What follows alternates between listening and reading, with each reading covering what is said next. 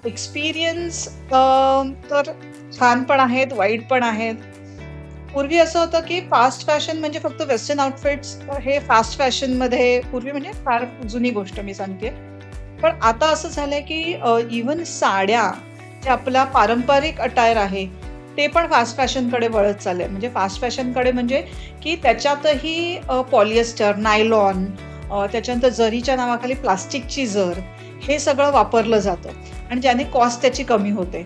हँडलूमच्या ऐवजी पॉवरलूमवर केलं जातं. त्याने कॉस्ट कमी होते आणि त्यामुळे ते इझिली मार्केटमध्ये कमी भावात अवेलेबल असतात.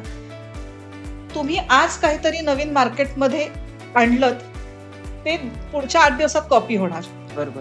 आणि कॉपी होऊन लोकांना कमी भावात मिळणार. मग ते खूप मोठं चॅलेंज असतं, की आणि लोकांना एकतर सगळे अवेअर नसतात, की काय ऑथेंटिक आहे आणि काय हे म्हणजे कॉपी झालेलं आहे. हो.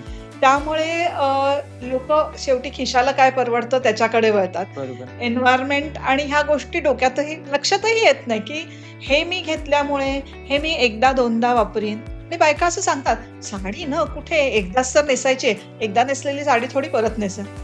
हा जो ट्रेंड वाढतोय ना, की आपल्या बायकांमध्ये पण, तो थोडा स्कॅरी म्हणजे थोडी भीती वाटते या गोष्टीची, की नाही आपण तर म्हणजे सस्टेनेबल हा जो शब्द आहे, माझ्या ब्रँडचं जे मी म्हणजे की आम्ही सस्टेनेबल फॅशन ब्रँड आहे. तर सस्टेनेबल हा फेमस झालेला आत्ता वर्ड आहे. पण आपण इंडियन्स तर वर्षोनवर्ष काय पिढ्यानपिढ्या सस्टेनेबल होतो.